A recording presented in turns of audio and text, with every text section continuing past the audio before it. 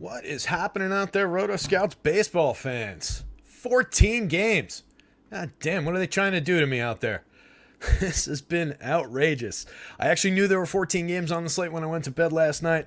Set my sheet up a little bit. Tried to get... Whoop, hold on. This thing is... hold on. Shut up. Don't need to hear my voice in stereo, that's for damn sure. Anyway, I knew there were 14 games on the slate last night, and then I hit my snooze button a few too many times, so I had to hustle through the article today, but got everything done about 10-15 minutes ago. Final game went up, so everything's posted on the site. Put the new tool up on the site for the day. Since it was a big slate, I figured, what the hell, let's debut it. Kind of rough draft still for the top stacks tool up there, or excuse me, the stack selections tool up there. I think that's what I called it, whatever I called it.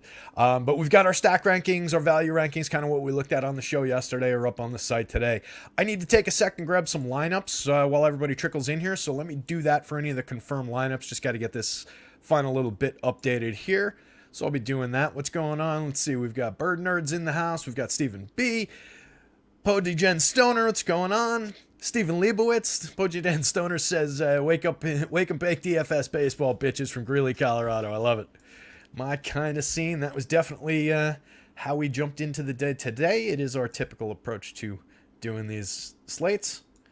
I didn't take any rips or anything before jumping on the show, which could be good, could be bad. You never know. Sometimes I do, sometimes I don't. You might be able to tell when I do, when I don't. I'm not sure. But I'm just grabbing these lineups while I talk, and everybody gets in here. 8-game, hand pink waving. Larry C says, nice, didn't see you added the stack section. Yeah, it's up there. It's also in the Discord. Larry, are you in our Discord?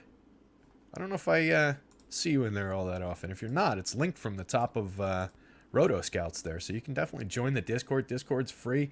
Everybody hangs out in there, talk shop a little bit. It's, kind of low traffic. There's not a ton going on, but I'm always around, in general. I'm bouncing between there and the Stochastic Discord a lot, so, jump in there and drop me any questions, anything like that. Oh, you're lucky. Okay. All right, that's right. I think I knew that somewhere along the way, but forgot it. That's right. It's difficult to keep track. I'm actually legitimately awful with names in real life. Like, if I meet people and go around a thing of like 6 people, hey, how are you? By the time I get to the first person, I've already forgotten their name and like anything about them. And then, let alone the next time I see them, like months later. My buddy Mike Brown has an annual Super Bowl party with, they grew up. I didn't grow up with him. He's a friend that I made after college. One of my friends that I grew up with, this is going to be way too long-winded, but my buddy JP, who I went to high school with, went to college with at BC, met this dude, my buddy Lou, who I've mentioned from the baseball league, and his friend Mike Brown became my friend Mike Brown. Mike Brown actually runs that baseball league, so Mikey's a good friend of mine, but he has a annual Super Bowl party with a bunch of his friends that are like, what are we talking, like 4th level tangential relationships at this point? And I just have no space in my head for these people who I've known at this point for 15, 20 years. So you would think like, hey man, how are you? Yeah. Oh, you're walking the Appalachian Trail? That's cool. Yeah, we talked about that for 2 hours last year. Oh, all right. Well, still cool. Anyway. DJ Stoner says, thanks for all the content. Dennis says, I have the same issue, Tara. If they say a picture how you might kill you, it's easier to remember their names. Fair enough. All right. I think we've got all the lineups that are so far confirmed, and we've got a ton to talk about here. I'm going to try and get off by like 6 o'clock here, so we've got like an hour and change to build lineups.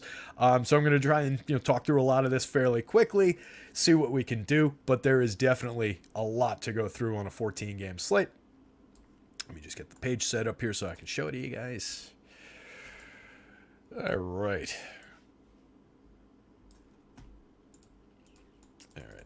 Top of the board. First game on deck. Let me actually share the screen. There we go. First game on deck.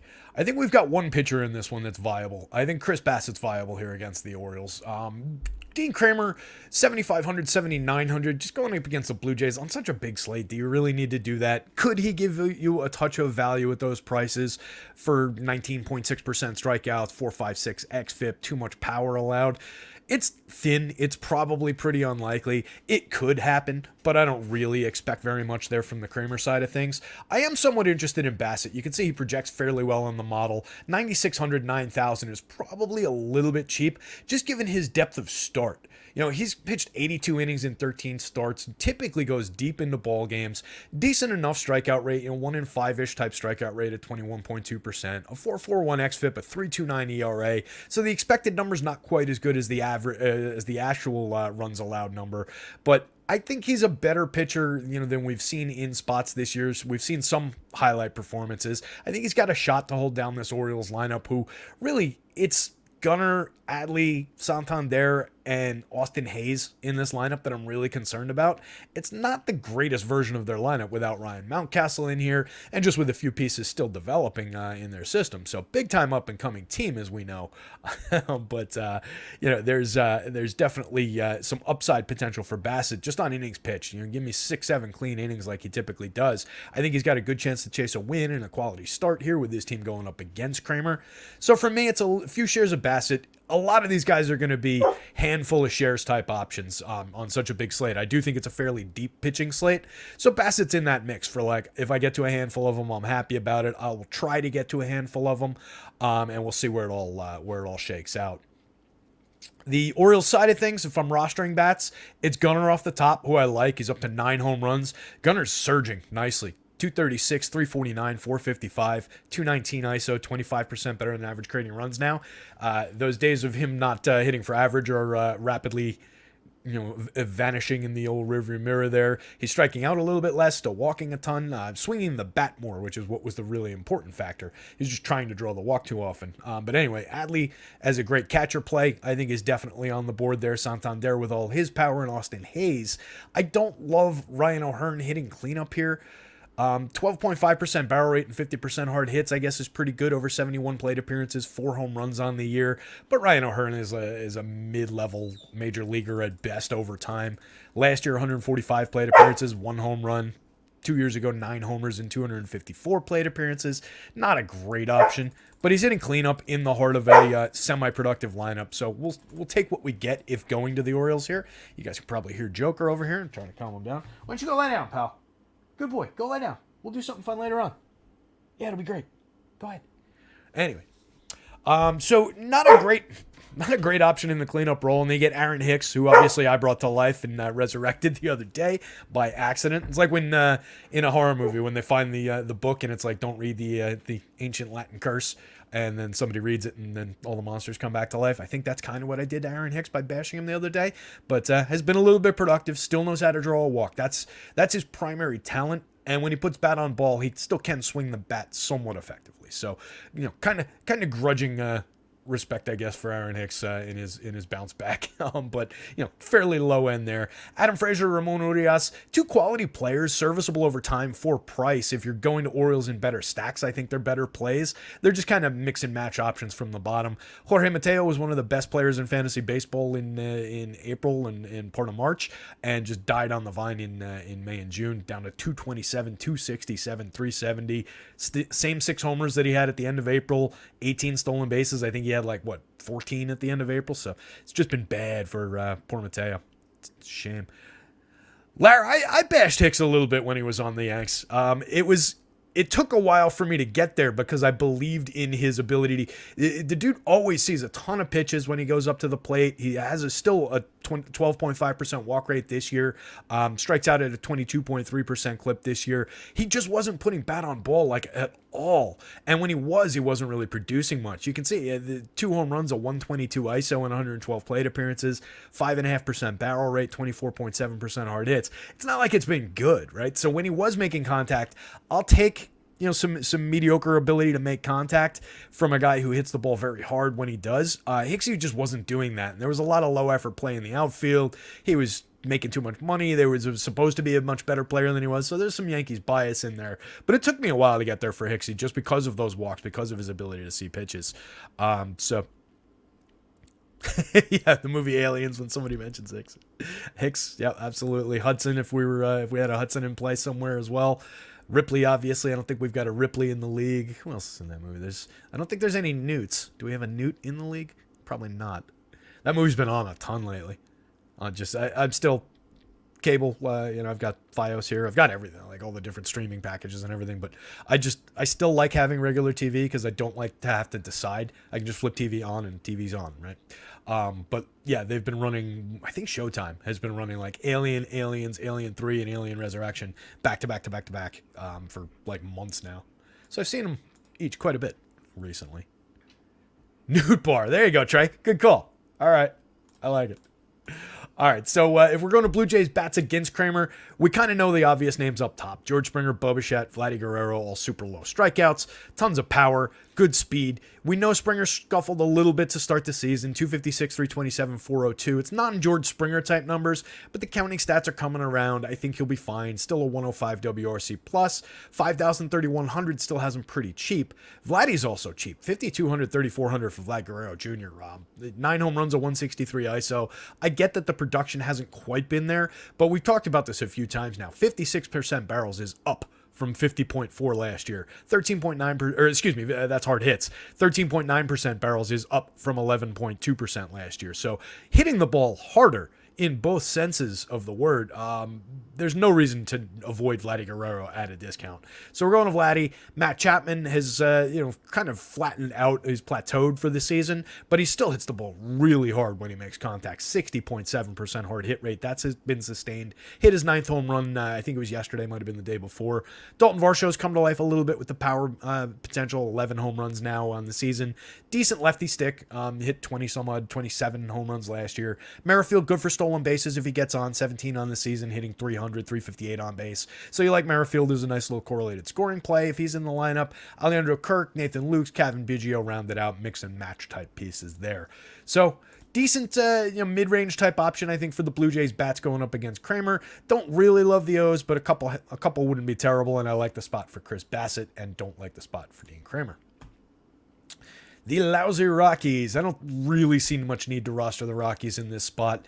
I definitely don't see much need to roster Chase Anderson. Last I checked, the Red Sox were about 0.4 of a run higher than anybody else in Vegas. That might have changed a little bit, but I'm sure they're still significantly at the top of the board here for run potential in Vegas. And why not? Chase Anderson, 2.25 ERA, sure, that's believable. 4.76 xFIP, that's a lot more realistic. 15.3% strikeouts on the season, giving up a 4.03% home run rate, despite somewhat limited hard hits and limited exit velo. The 4% home runs is fairly realistic. He gives up a ton of contact. There hasn't been much of a sample over the past couple of years. 7 starts last year, 9 the year before, all mediocre numbers. 6.38 ERA, a 4.62 xFIP, a 6.75 ERA, a 5.65 xFIP. I think I don't need to sell anybody on the idea that we can target him with some Red Sox bats. Question is, where are you getting your Red Sox bats? Alex Verdugo, Masataka Yoshida, Justin Turner, Rafael Devers, all very obvious off the top. I expect they'll all be super popular. You guys can ignore these ownership numbers that I'll hide. These are not today's ownership numbers. Those are from yesterday. So they're probably somewhat relevant in that these guys will be super popular in that kind of territory again, maybe even more popular today than they were against Seabold yesterday. And Seabold, yep, Stephen Leibowitz said it in the chat. Seabold shut them down. Yes, he did. That was unexpected.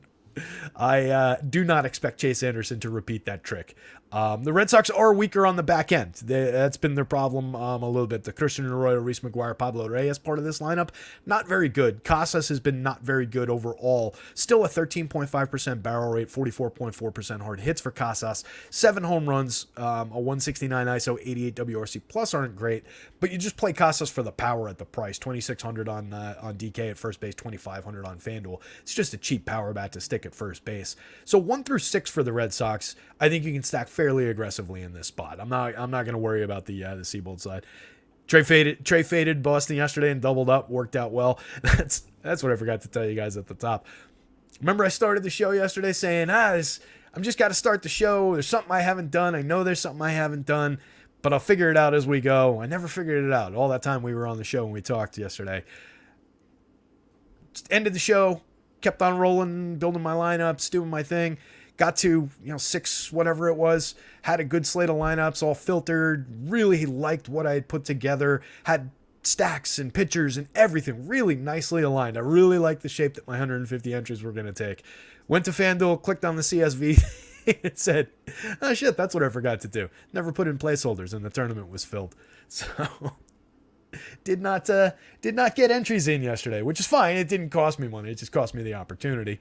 But I would have liked to have played that slate. I was in similar-ish position. So yeah, for better or worse, who knows how it would have worked out. I didn't bother to go back and look at any of the lineups. That's not my thing. I don't go back and see what I would have done because that would just piss me off forever. Yeah, I've done it before too, Trey. It's it's definitely happened to me before, and especially with just scrambling around doing so much, it just slipped my mind. I made sure to do it today because there's some tournaments I like, and I literally did it just before getting on. It was the first thing in my mind. Anyway, so Rockies bats.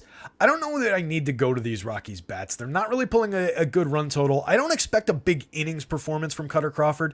4 starts, 36 2/3 innings, but I think it was 3 innings in each of his last 2 starts, if I'm remembering that correctly. So I don't think you get many innings here, but I think there's enough to cap the Rockies here. If I'm, let me pull this up real quick. There's just so many different limited starters here. Yeah, so I gave him 4 innings in the model there, and you can see it's not really projecting well enough. 5,900, 6,100. I just don't think there's enough to get there for Crawford, so I don't need to roster Crawford shares, but I think he's talented enough to take the top off their lineup for 3 or 4 innings, not that they've got much of a ceiling anyway.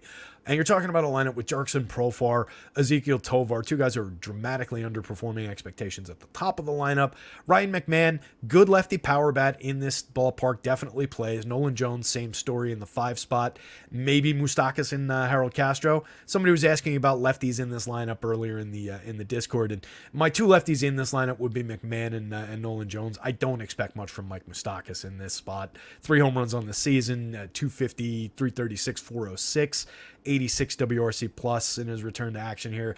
I don't love that spot. Harold Castro, decent for a value play type guy, but if you're hanging too many expectations on him, it doesn't really tend to go well. Multi-position, 2,800, 2,100 on FanDuel with 3 position eligibility. That's at least viable if you're going to stacks of Rockies. I would include him because he's a good value play with that positional flexibility. 0 home runs on the season, a .054 ISO, creating runs 55% worse than average over 135 plate appearances, so temper expectations. Brenton Doyle, good righty pop at the bottom of the lineup there, but no Charlie Blackmon, no Chris Bryant. Things this team pretty significantly in terms of their potential. It's some good kids. Like I believe in Nolan Jones. I think his output is somewhat real. 4 home runs, 4 stolen bases in the small sample for him. Good prospect, but this team's just not there right now. So don't need to go to Red Sox pitching, but don't need to go to Rockies hitting either. Red Sox bats, definitely want to be a part of. I talked about it. Top 6 there. So really, it's just that one spot in this one. If you want to go to some shares of Rockies bats, it's fine. It is Fenway Park. They do have some power hitting lefties in the lineup. I would focus on the top 2 through 6, maybe something like that. With kind of a focus on the lefties. Like maybe you're just going McMahon, Jones, and Grichuk as a 3-man. That's possible. You can work in the Tovar Profar part, but they've just been lousy this season. 84 WRC plus and a 72 WRC plus. Tovar's got the idea of speed, 5 home runs, 3 stolen bases, though. Profar's got 5 home runs and 0 stolen bases. So don't love that. Red Sox, Verdugo's a killer leadoff hitter, tons of correlated scoring, gets on base at a 361 clip. Yoshida's getting on at 377 with a 132 WRC plus. Turner, 353 on base percentage with 8 home runs in the books for fairly cheap, 3,400 to 2,900 from site to site, first base, first and third. It's not the best thing in the world to put him in at either of the corners because you're just kind of occupying a premium position where there's a ton of power across the league, but he's doing enough correlated scoring, has a little bit of power upside. Hitting ahead of Devers, I think you can get away with it if you put him at first base across from Devers there. Obviously, you want Devers in your life, 15 home runs on the season, 16.93, put him among the slate leaders overall for the day in my home run model. Adam Duvall didn't get us a home run yesterday, but I love the upside for one today. 16.11 in the model, 4 on the season in 49 plate appearances before the injury. We know there's tons of veteran power in Adam Duvall's bat there. Tristan Casas, I talked about. The bottom of the lineup I talked about. Let's move on from that one. So that one's Red Sox bats basically exclusively. If you wanted to go to shares of the Rockies, so be it. Subway Series, Yankees and the Mets. Let's see what people are saying in the chat. Travis Duarte likes Toronto. We did touch on that one. I think Toronto's a pretty good option today as well. I think you can go there. We talked about that. I don't really need to jump back, but yeah, going up against Dean Kramer, I just couldn't remember the pitcher's name, so I wanted to jump back. But yeah, Travis, I think there's upside for Toronto. They're in like the mid range for me. Steven Leibowitz, I would play Turner at first over Casas. Turner versus a lefty is a better call, I think. Yeah, that's not a bad call. I was thinking more in terms of first baseman from other teams, or third baseman from other teams, where you're just getting better options at the corner spot. So if you didn't want Casas, maybe you went away from that entirely. But I do like the opportunity for Turner, and he's a cheap option there, so he helps offset a lot of price and popularity. So I do think he's very viable for our purposes in those roles. I don't want to talk you out of it. Jake Bauers, leadoff man. Yeah, this Larry C. That is a good call. This is a shitty New York lineup. Jake Bauers in the leadoff spot, followed by Stanton, Glaber hitting third, Rizzo, LeMahieu, IKF, Billy McKinney, Higgy. I like Higgy as a catcher, and Volpe, who's struggling. So, yeah, low-end version of the Yankees lineup to face Max Scherzer, who I do like. 9,800, 9,400. Any struggles that Max is going through are baked in there. I'm not worried about Max in this spot at those prices. There's plenty of strikeouts in that lineup, plenty of low-end hitters in that lineup. If he doesn't succeed, he doesn't succeed, so be it. But I will book shares of Max Scherzer at those prices and not really sweat it that much. He's had a couple rough spots on the season, but overall he's kind of come around. What was the strikeout total in his last outing? 5 earned runs, including a home run, but struck out 10 in 5 2/3. And then before that, he had 4 starts where the most he allowed was 1 run. That was 3 times. 0 runs in the 4th outing. Struck out 6, 5, 8, and 9. I think the 5 strikeout game was against the Guardians, who were very low strikeout. I'm not that concerned. 14.3% swinging strike rate. I'm not that concerned. I think we're okay here. So I'm going to go to Scherzer against my Yanks. I'll take a few hedge stacks of the Yanks. Like, Bauers isn't an ideal leadoff man by any stretch of the imagination, but at least he's cheap. First base and outfield eligibility for 2,400. Does have some power in his bat. 5 home runs on the year, 21.2% barrels, 50% hard hits in 96 plate appearances. There's a reason that Jake Bauers is a laughable major leaguer at this point, and it's ridiculous that he's in the top of the lineup, though. Stanton, the obvious play for power. Torres and Rizzo. Glaber's having a very nice year. Glaber cut 10 points off his strikeout rate, has 11 home runs for the season. A 176 ISO, you'd like to see like more doubles and stuff from him to push the ISO a little bit, but the 11 homers are among the leaders at second base. 112 WRC plus is fine, and he's never that expensive or popular, so you can go to Glaber. Rizzo's been in a bit of a mini slump here, down to 269, 344, but still a ton of power upside, 11 homers, 175 ISO, short porch. No, I'm sorry, they're in Queens tonight, not in Yankee Stadium, so you don't get the short porch, but I still like Rizzo's lefty power bat if you're going to Yankees against Max. LeMahieu is kind of like the cutoff point here. McKinney's okay for a $2,300 play in the outfield. He's another guy who's like a quad A type, former well-regarded prospect. I won't say like top prospect, but decently well-regarded prospect in like the 30s range, if I remember a few years ago, but just never really connected at the major league level. Lefty bat against Scherzer. If you want to go there, you can. Higgy's got a good contact profile. I like Higgy better for our purposes when he's catching. I like Trevino's defense a lot better and his pitch framing, but Higgy's a serviceable catcher from those in those areas that we don't care about. And I love the 15.6% barrel rate and 54.7% hard hits. Severino, $7,100 Luis Severino. Another spot where I think any concerns about struggles or anything like that is just cooked into that price. That's low even for the struggles that he's undergone this season. A 5.75 ERA is not good. A 4.780 xFIP is not good. We're talking about 20 and a third innings, 4 starts, 20.2% strikeouts. The first game was, I think, the best one that he's put up, but there's enough quality here. What I'm concerned about is the quick hook. Aaron Boone, typically, if he gets in trouble in like the 5th inning, is probably going to hook hhim, and that's where we're going to get into some difficulties with him. But the price is so low, it's difficult to ignore Severino at that price. He's given up a 14.3% barrel rate and a 7.87% home run rate. I don't want to ignore that, but Mets without Pete Alonso, I think there's enough at that price. It comes through okay in the model. Probably have some. I don't want to get carried away with it because I don't fully trust this current form of Severino, especially with all this contact. But at value, I think there's enough there. So you can go to some of that. You can go to some of the Mets on the other side of it, though. I think, and if they're going to ruin his day, they're probably going to do it pretty quickly. And off the top of this lineup, I'm just looking to see notes. Let's see. yeah, a lot of Severino's issues came in his third start. It was against the Dodgers. 7 runs, only pitched 4 innings, struck out 5, walked 3 in that one.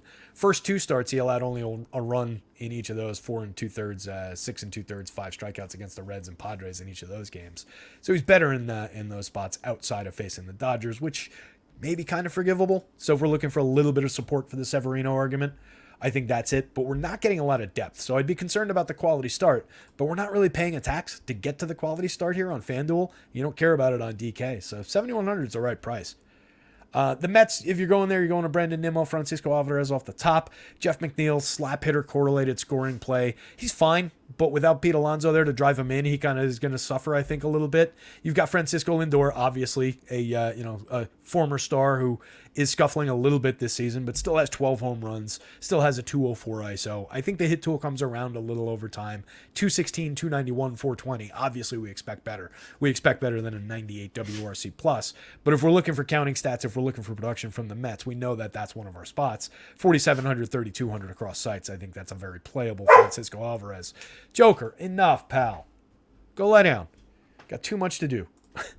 Starling Marte, Brett Beatty, mediocre options in the middle of the lineup. Beatty's good for price. Hasn't produced a ton at the major league level yet. Sitting in a 90 WRC plus, 4 home runs, but only 228, 311, 352. I want a little bit more, but I do like the 49.1% hard hit rate so far. So Brett Beatty would probably be my play over Starling Marte going up against Severino. You get the lefty bat.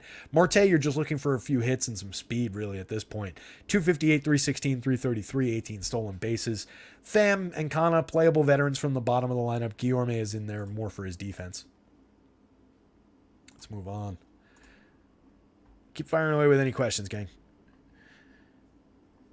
Big Bino says, Tara, I'm proud of you, bro. You went from fixing my IT problems a few years ago to your own show. Well, yeah. I was doing shows and content at that point too, buddy, over on Stochastic. But thank you, buddy. I appreciate it. Yeah, always happy to help with the old customer service stuff. And I was before that, I was working in sales for an IT company. How about that? Stephen Leibowitz, Judge played here across the street from me. Bobby Miller on the Dodgers also. That's two pretty high-end names. Not bad. All right. That's the league from Summer Catch out in the Cape Cod Ball. Nice. Very cool. Wooden bats, right? In Cape Cod? Pretty sure. Anyway, Brewers and Twins. This was an interesting spot. I had to go in and I tweaked the back end for John Singleton. So if you saw the initial numbers in the home run model, the Brewers were a little bit higher than this. This is still a little bit high, but this is high on the back of these guys and like a high but more realistic number for Singleton. Singleton was pushing a higher number than these two guys this morning, and I didn't like that. I had given him, I think, too many home runs in the backbone projections, particularly since he's hit 0 in his 24 plate appearances and has never really done much at the major league level. But he's a dude with multiple 20 home run seasons in the minors, so I was trying to capture it a little bit, and I think it just went a little bit too far between what Steamer had for him and what I gave him. So I cut that back a little bit. We pulled the Brewers back a little bit to reality. They're going up against Pablo Lopez, who has been pretty good this year. 28.6% strikeouts, 3.63 xFIP, a 4.25 ERA. He's had a couple spots where he has given up power. So I don't think it's wildly unrealistic to think that the Brewers could ding him for power here. But I think it's one of those spots where we're probably going to be more likely to get the Rowdy Tellez hits you a 2-run home run, a 3-run home run, but that's all they do. And Pablo still goes 6-7, gives you a good game, gives you a reasonable DFS score. I think that's the animal we're dealing with here. It could go the other way. It could be a game, one of those wonky games where he gives up 3 home runs and the Brewers, score 10 on him and put up a massive game and then get into the bullpen. It could go that way. They're very cheap. I do think they're in play for value. It's particularly around the Yelich, Adames, Tellez, and then some, if he's in the lineup, John Singleton, maybe some Luis Urias from late in the lineup. I do like the value. I do like the mix and match side of the Brewers. So I don't want to undersell the opportunity for the Brewers, but I don't want to oversell it. I want to land that plane nicely for you guys here with where I'm expecting this team, because Pablo has been effective this season outside of a few misses.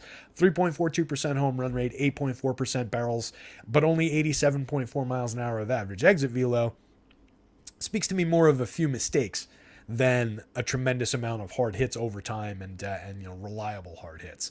So I think you can roster Pablo. I think it's a both-sided kind of a situation. You roster shares of Pablo, particularly 8,800. That's too cheap for a guy with a 28.6% strikeout rate this year. Brewers not great at limiting strikeouts, 24.2% on the season for this projected lineup. So there's plenty of upside for Pablo here. I think he's underpriced on DK, probably around the right price, arguably a little bit cheap for where he projects for me on the FanDuel slate. So I like this. I like the Pablo side of this one. I also like the Corbin Burnes side of this one.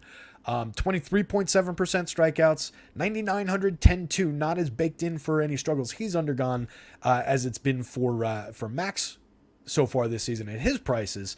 But I think we get a little bit of life in Burnes's recent performances. Last time out, 9 strikeouts against the Orioles, 2 hits, 8 innings.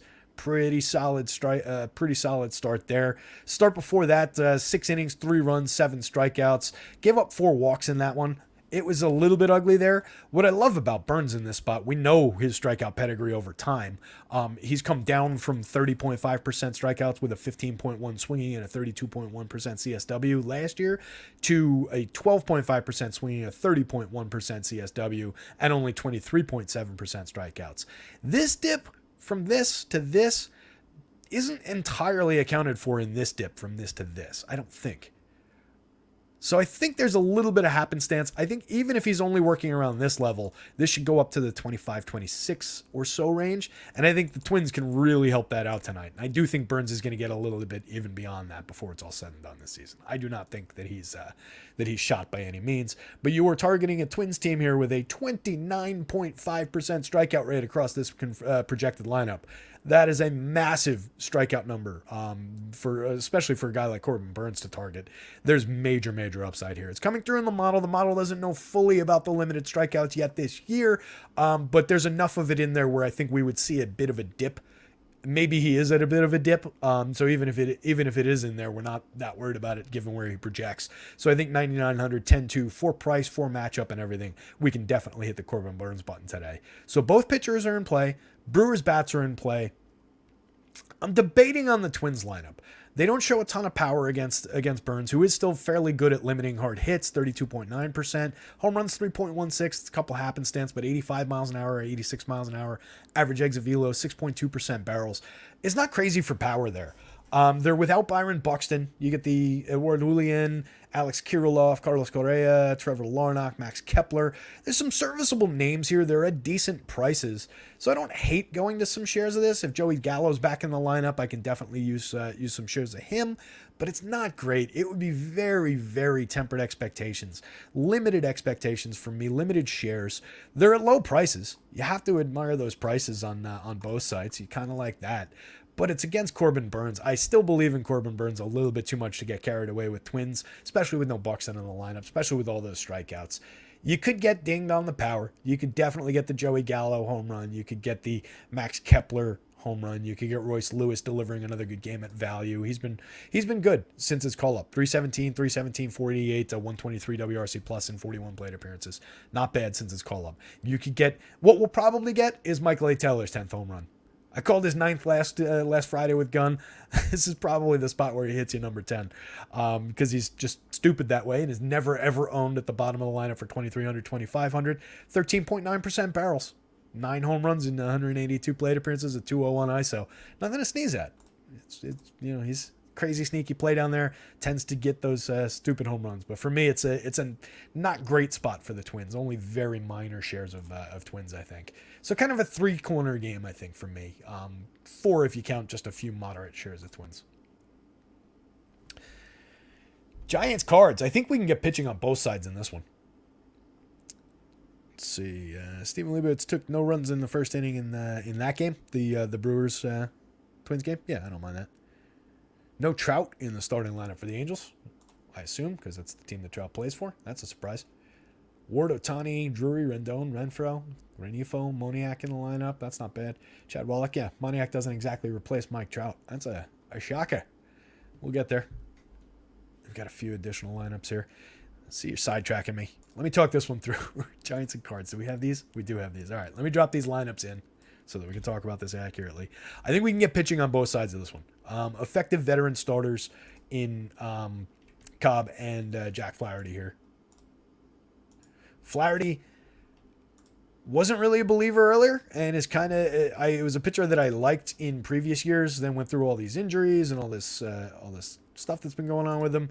Was not pitching overly effectively earlier in the season and has kind of come back to life. 23.8% strikeout rate overall. Still a 13.2% walk rate, which is your concern. 4.15 ERA, a 4.49 xFIP here. But I think there's enough upside against the Giants, who were pretty free swinging in themselves. 25.2% strikeout rate for the Giants confirmed lineup. That includes the number for Lamont Wade at the top of the lineup at 18.4. We take him out, we drop a little bit further to 26.1. So I think there's plenty of strikeouts in play for Jack Flaherty at 8,800. That's a good value dart to throw. I think there's plenty of upside here. He projects like it. He's pitching kind of on form in recent starts. So I think there's upside there for Jack Flash. I also think there's upside for Cobb. What I like about Cobb, mid-range strikeout, like league average strikeout pitcher, doesn't really get himself in trouble via the walks. A 3.25 xFIP and 3.01 ERA are nice and tidy, and he doesn't allow much power. 1.88% home run rate this year on a 0.3 degree average launch angle. That's sustained over time. 149 and 2/3 last year, a 1.43% home run rate, 1.8 degree average launch angle. Year before, 1.27 homers and 3 degree average launch angle in 93 and a third. So I think there's upside for Cobb to give you clean innings, basically take the bats out of the Cards' hands in a lot of ways in terms of the home run upside, which comes through in the model. A lot of these guys basically cut in half in the home run model here. Typically, you'll see Goldschmidt, Gorman, and Arenado at the very least in the 8 to 10 range, if not above. So I like Cobb here for the price, 8,500. I like it better on DK. Probably not going to be all that popular going up against the Cards. 96 is a little aggressive price-wise on the FanDuel slate, but on a day with a lot of pitching options, if you're spreading out and mixing shares in, if you grab 10 shares of Alex Cobb, I don't think it's totally crazy here. Enough strikeouts to support the idea of upside, especially if it gives you 6 clean innings, a quality start, maybe a win, and a handful of strikeouts. I think that's okay for the price. Might not be slate winning with so many options, but I think it gets you at least in play, and then it depends on what you do with the bats. So a little bit of a discount on Cobb. A nice discount on him on the DraftKings slate. Maybe a little bit on the FanDuel slate, but a more aggressive price. A lot of talking. So let's see. Cobb, Flaherty. Cards bats if you want them. You're going to Donovan, Goldschmidt, Gorman, Arenado off the top. The rest of these guys are playable, and it's a team that you guys, I think, know at this point that I like to go to and have gone to quite frequently. I think they do typically play from 1 through 9 in this lineup. And Wilson Contreras, Dylan Carlson, Walker, DeYoung, and Edman are all playable parts in this game if you want to go there and if you're building a bunch of card stacks. But you can see what Cobb does to the power numbers. With his ability to take the home run off the table going through that part of the lineup, there's not enough correlated scoring. There's not enough average. There's not enough ability to sequence there that I don't love going to the bottom of that lineup. And it kind of takes the shine off the card stack in general for me. So only limited interest and only really in the top end of the Cards lineup here. Giants, I think, are a little bit more in play. Given, just Flaherty's propensity to be a little bit combustible from time to time. And I think they're getting obviously better power marks. Flaherty gives up more barrels, more launch angle, a little bit more in terms of the home runs. So if I'm going there, I'm looking at Lamont Wade, who I love at 4,700, 3,000. Just underrated player. A 413 on base percentage, creating runs 45% better than average over 244 plate appearances. Sustained quality from Lamont Wade. I know he drops in the lineup against lefties, but today he's not facing a lefty. So I like Lamont Wade here leading off at cheap prices. Thairo Estrada, perfectly playable despite being the most expensive player on this team on both sites. 9 home runs, 14 stolen bases. Has been playing outrageous baseball since the start of last year. Big step forward last year for Estrada, and he's kept it up. Jock, JD, Conforto, Haniger, lot of power through those 4 bats. You can roster any one of them. You can roster any 2 of them or all 4 of them in combination with one another. There's tons of power there. You can see it in the barrel rates, the hard hit rates for that group.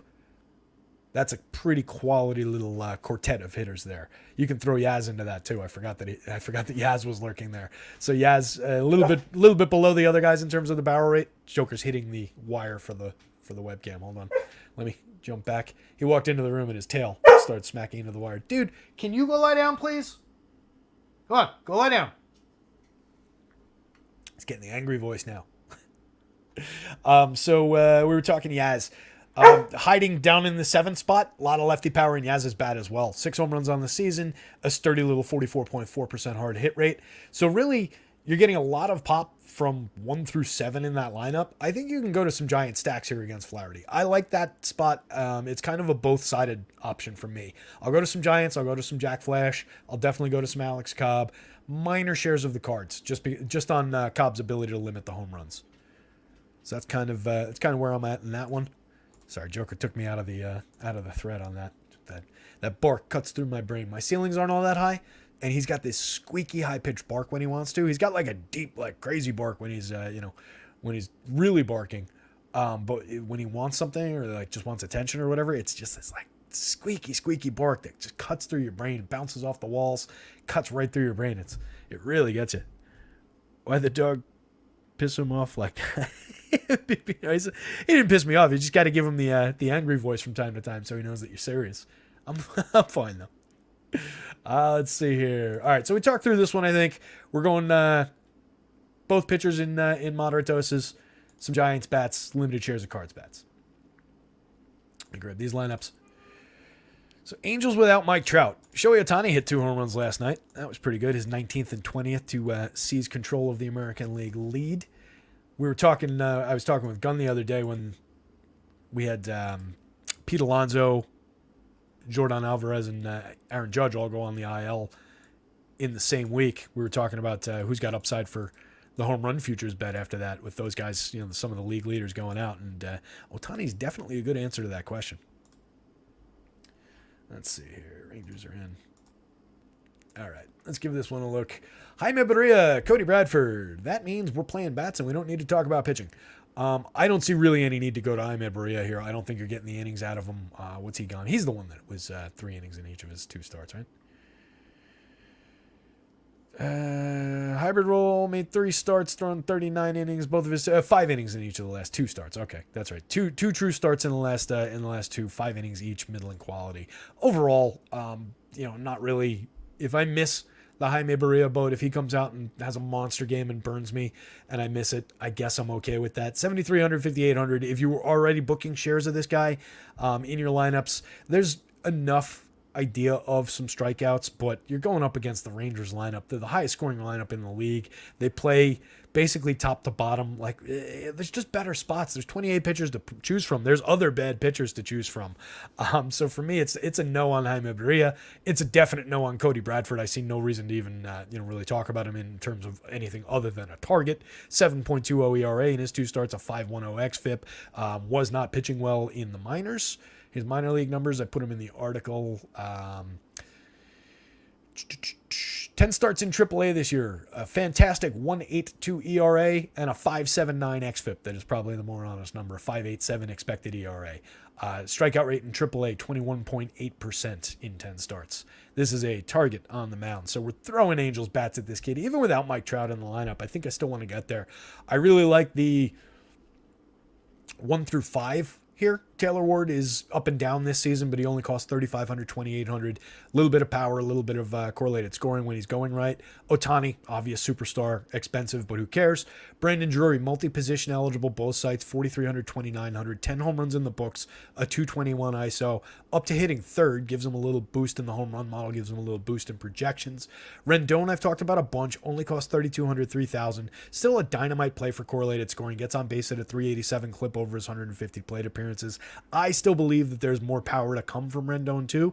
Once he really gets on form, he's only striking out at 11.3%, 43% hard hits. Needs to elevate the ball a little bit more, improve the barrel rate. But I believe we'll get a handful more home runs from Rendon before it's all said and done. Renfro's been slumping a little bit, but 11 home runs on the season. We know he's got massive power upside to approach like a 30 home run mark for the season. So I don't care about a little dip over the last few weeks. He's at 3,700, 2,900. I'll take shares of Hunter Renfroe all day against Cody Bradford here. That's a killer spot against that weak lefty pitcher. This guy might not last long enough in the lineup to even face him the first time. They might have him out of the game after 4 hitters. He's bad. I'm obviously joking, but it might not be much longer than that. Mickey Moniak, who I mentioned when I was scanning the lineup there, 3,300, 3,200, 297, 328, 656 over his first 67 plate appearances. Obviously came roaring to life in MLB after his call-up with those quick 5 home runs. 67 plate appearances over time. He's been a little bit good in this tiny sample, and he's a former first overall pick. So it's a guy who does have pedigree there's a little bit of believability to Moniak down in the bottom of the lineup there. Luis Rengifo, 2,400, 2,600, 3 position eligible on FanDuel, 2 positions on DK. Sneaky option for power. Hasn't been great this year. 4 home runs in the books, only a .099 ISO, but was better for pop last year. 17 homers in 511 plate appearances. Kind of sneaky, low-owned, always cheap kind of a guy late in the lineup. Zach Neto, similar story, 2,800, 2,700. Super young, 257, 338, 415 in his call-up, 5 home runs, 5 stolen bases. He was drafted last year and was called up to fill in shortstop for this team. So has done a pretty admirable job over 195 plate appearances to deliver those numbers. 10% better than average creating runs for such a young player. So quickly ascended to the majors. So you like that spot. You definitely like the Rangers bats going up against Barria here. I think we can roster this lineup basically top to bottom. You get Jonah Hyman doing the catching. No Mitch Garver today. Robbie Grossman. Ezekiel Duran wasn't in the projected, but is in the confirmed lineup, which I'm happy about. I figured that would be the case. The projected that I used today had Jankowski in it. So bump to the Rangers lineup from even an already good position. Love Duran. Hit another home run last night. 8 home runs on the season. A 144 WRC plus. A 215 ISO. Plays 3 positions for 2,900 on FanDuel. Gives you 2 positions at shortstop and in the outfield. So value positions at 2,800 on the DK slate. Really like that. Really like Leody Taveras as a wraparound play. A little bit of correlated scoring from him. So put him in front of the Semyon Seager, Nate Lowe and Nathaniel Lowe and Adolis Garcia part of the lineup. Don't skip Josh Young in your Texas stacks. This lineup plays from top to bottom. It's just undeniable. There's plenty of home run power that's been on display all season. Plenty of run creation that have been on display all season. You've got a handful of hitters with an aggressive approach with some heavy strikeout rates. But when they're producing like this, I don't really care. The prices are high on both sites, but the Rangers are definitely in play here. So neither pitcher for me. Some shares of the Angels. Trout coming out is an obvious ding to that lineup, so it'll take some down in their esteem for me. And definite shares of the Rangers stacks. Boy, we got to hit the gas pedal. We'll be here at lock talking about this if we don't hurry up. So let's see. In the interest of doing that, I think we can skip over Luis Ortiz. He has been scuffling in his 5 starts, 27 2/3, 12.5% strikeouts, 11.7% walks. I think that makes him a target for Cubbies bats here. I hope that they go a little bit under owned. I haven't seen any ownership projections today. Where the Cubs are priced on both sites and just what their overall output is. I know they've been up and down. I know they've been spotty, but I like this lineup in terms of their ability to get on base, their ability to create runs. They have some moderate power. I hope Pat Wisdom's in the lineup. I hope Mervis is in the lineup. Dansby, I kind of think we might get more out of Dansby hitting this spot in the lineup than hitting up top. Just gives them an opportunity to drive the ball and drive in runs a little bit more rather than worrying about getting on base and helping create runs. So I think that's a good spot for Dansby at 51.29 at shortstop. I really like this trio of hitters for 29 each on the FanDuel slate, 39, 39, and 51 on the DK slate. That's Suzuki, Ian Happ, Dansby, Swanson.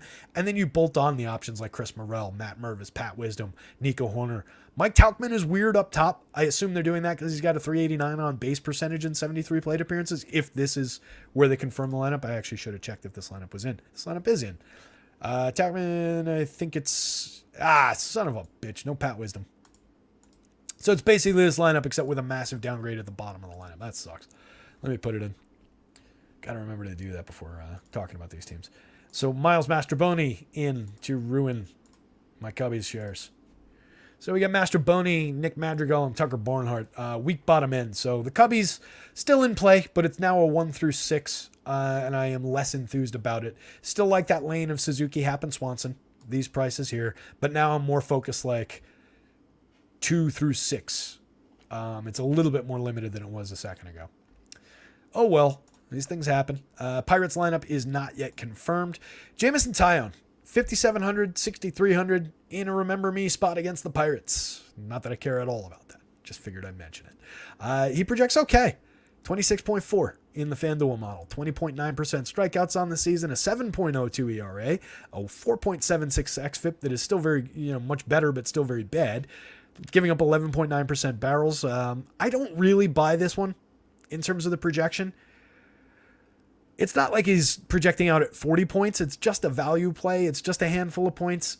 I think you can throw a couple darts at it on DK at 57. I don't want to do it even on FanDuel at 63. And I wouldn't tell anybody they were making a mistake if they skipped it entirely. In fact, it's probably a good idea to skip it entirely. But at 57 at a hitter price, is there enough against the Pirates if he has a clean game for power? I think there is. Maybe 5 clean innings, a handful of strikeouts. It's not the worst idea in the world. Maybe it is. It's not a good play. He's been bad this year. Very low expectations, very thin path to success, but a very, very low price for a guy who should come out and make a reasonable start here. So very tepid interest in Taillon as a value play on SP2 on DK. Good interest in the Cubs bats, but more limited than it was before we lost Pat Wisdom. And then on the Pirates side, Andrew McCutchen, Brian Reynolds, Connor Joe is your stack with Jack Suwinski. Brian Hayes, you can work in and out of that. Carlos Santana hasn't given you much. So it's a 4-man with McCutchen, Reynolds, Joe, and Suwinski for me. And then if I'm building a bunch of them, I'm bolting in some Santana and definitely some Brian Hayes. Hayes had a big day at the plate the other day, up to a 93 WRC+, 261, 304, 415, a 154 ISO. There's still probably more coming. 48.7% hard hits. That's been sustained over time.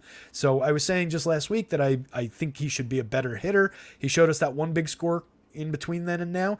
Let's see another one from him tonight. So, maybe we're going like 1 through 6 if we're going to Pirates here. It's not bad. Joe, Reynolds, and McCutchen have all been productive this season. Nice 120s WRC plus marks. Suwinski, obviously a ton of power. If I'm one-offing a hitter from this game, it's Jack Suwinski, or from this team rather, it's Jack Suwinski. Probably from this game too. He's probably the best one-off on either side. I think that's a good home run spot for him. 9.98 in the model doesn't quite crack the magic number, but we'll give him the 0.02 and put him at the magic number here against Taillon. So definite upside for power from Jack Suwinski. I would have some shares of the Pirates top end here. I don't want to sound like I'm not interested in it. So definitely on the Pirates top end. Minor interest in value shares from Taillon. No interest in Luis Ortiz. Some interest in the Cubbies. Both lineups are in for this one in what we're seeing on the screen here, which is good. The pitchers are not in play for me. Brandon Williamson, if you wanted to draw a couple value shares and throw it at the Royal strikeouts, I wouldn't begrudge anybody those $6,600 shares on the DK slate, but he's been pretty lousy in 26 2/3 over 5 starts. Hasn't pitched deep into these games. 17.8% strikeouts, 11% walks, which is part of why he's not pitching deep. 5.0 ERA, giving up ton of power upside with 48.2% hard hits, 13.3% barrels. This is all small sample stuff, but I believe more in the Royals upside for power, their barrel rates, their hard hit rates that are on display over there, at least for the top 4 hitters. There are aggressive strikeouts for sure, especially with Vinny Pasquantino out of the lineup, but it doesn't lead me to Williamson. It might temper expectations a little bit more on the Royal side of things, but I think I'll have some Royal shares here again. They were showing as a good value play, cheap prices on both sites. I like the power upside in Nick Prado, Sal Perez, Bobby Witt, and MJ Melendez. We've talked about Melendez with all of his 12.1% barrels and 52.3% hard hits, has managed somehow to only post a 139 ISO and 5 home runs. There's got to be more power there. Or the contact is going to go away. It's one or the other. Bobby Witt, great counting stats, 10 home runs, 21 stolen bases. Only an 84 WRC plus, has just been a better fantasy player than a real life player. Kind of the opposite of what we say about a lot of guys. Sal Perez, dominant catcher for power, 14 home runs on the season. Love Sal. Nick Prado, weird output, former top pick. 3,100, 2,900 first base outfield.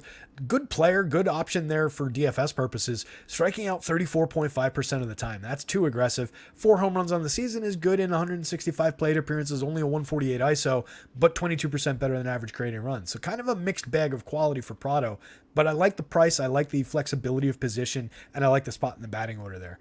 Mix and match plays through the bottom end of the lineup. Michael Garcia, Edward Olivares, Duffy, Waters, and Blanco. We talked about Blanco yesterday. I think, what was he, 31 with a handful of minor league seasons, if I'm remembering correctly, with stolen base value, but nothing else. So mid-price play. It doesn't look like they even bothered to work him in over on FanDuel. The Reds, don't want to bury the lead with the Reds. Reds going up against Jordan Lyles here. You can see it in the model. 10.18 puts Ellie over the magic number. Somebody in chat was saying earlier that they liked Ellie for the home run upside today. Can't disagree. 13.3% barrel, 73.3% hard hits in his 32 plate appearances. Got a home run on the board, 4 stolen bases already. Literally already the fastest player in baseball per StatCast. Somebody was tweeting about that today. Forget who you are out there in the world, but credit to you. Thank you for that. Matt McClain, Very, very good rookie off the top here as well. 4,500, 3,800. Probably still too cheap on the DraftKings slate for what he's been so far. 330, 379, 504, 134 WRC plus, 2 homers, 2 steals. Really like the top 5 here. I think I'm going to some Reds against Jordan Lyles. I feel like the world will be doing that. I think they'll be the more popular side out of these two teams. I want to stack both sides of this. So that'll lead me to some Royal shares, and I'll try and get probably, with what I expect from this game, probably a little above the field on Royals and maybe a little below the field if the Reds are popular through that top 5. But I definitely want to have some TJ Friedl, some Matt McClain, some Jonathan India, obviously some Ellie, and some Spencer Steer. I suspect with Ellie's pricing at 4,700 on DK, he'll come up quite a bit for people across third base and shortstop. At 4,000 on FanDuel, I'm curious to see how much he comes up. He was coming up like crazy for me when he was lower than that with his power and the way he projects and his speed and everything. I'm curious to see how much he comes up as like a one-off in third base shortstop shares on FanDuel for me. The bottom of the Reds lineup, Tyler Stevenson, Will Benson, Kevin Newman, Stuart Fairchild, they basically remain the low-end Reds. So they need to replace some of these guys with some of the remaining premium prospects. Once they do that, it'll get more interesting in Cincinnati. But I do like Steer, cheap pricing, 4,400, 3,400. So below Steer, it gets dicey. But Stuart Fairchild maybe is in play. 3 home runs, 7 stolen bases. I think he hit a home run last night after we talked about him. So it's bats on both sides for this one for me. Basically focused on the top end. Somewhat an obvious read, but we're kind of looking 1 through 4 on the Royals and 1 through 5 on the Reds. The Nats and Patrick Corbin against the Astros and Hunter Brown. Two teams in very, very different situations. I think we could just entirely focus on the Astros lineup and Hunter Brown, really. I think Brown is in a great position to blow this Astros team, or this Nationals team rather, away. He projects, if that's not the top pitching projection on the board, it's the second highest. Love the spot for Brown. 10-5, 10,000, probably too cheap in this spot. 28.1% strikeouts, a 3.09 xFIP on the season, 3.69 ERA, inducing an 11.1% swinging strike rate. Against a low-end team like the Nationals, there's major, major upside for him. So I don't think I need to sell it too hard. I know the Nationals is frisky from time to time, but that's typically against lefties. There's not a lot of quality here outside of Lane Thomas is pretty good. Joey Meneses is pretty good, but hasn't hit for power this year. Anybody else? Keibert Ruiz, I know I like. I've said I like a little bit. 10% barrel rates and better expected slugging than his actual slugging. Hasn't really come around for it yet, but I've only been talking about that for like 2 weeks now. 7 home runs on the season, a 148 ISO. We'll give Keibert Ruiz a little time to cook still. I think he might just need a little bit more time to develop. Still a young guy to be up playing every day as a catcher. So I like I don't like, but if I was forced to roster Nationals, it would probably be like Thomas. Maybe you can mix in some Luis Garcia, who I didn't change from the pitcher, but definitely doesn't cost those prices. Some Meneses, maybe some Candelario. All his home runs come against righties. Maybe some Keibert, but it's a weak Nationals lineup. So I'm definitely enthused about Hunter Brown. Get to a bunch of him. Patrick Corbin hasn't been as totally filthy for home runs this year, 3.35%, but still 91.6 miles an hour average exit velo, 47.1% hard hits, 8.4% barrels. There's plenty of upside for power here. So even without Jordan Alvarez in the lineup, I think we can go to these Astros. Your main focus is right here. Those 3 guys. Outside of that, there's a lot of mix and match parts. I wish I could include Jose Abreu in that list, but not right now. 3 home runs. He's come up a little bit. Now up to a .069 ISO, 57 WRC plus, 3 homers, 220, 275, 289. Still isn't pretty for Jose. But maybe showing a little bit of a pulse. If you're building a ton of Astros lineups, you're obviously using him. You're using Yainer Diaz. You're using Jake Myers and Martin Maldonado. I'm not saying don't, because obviously you don't just build these guys over and over and over and over again and exclusively those guys. But that's your focus there. That's where your home runs are. That's where your quality is.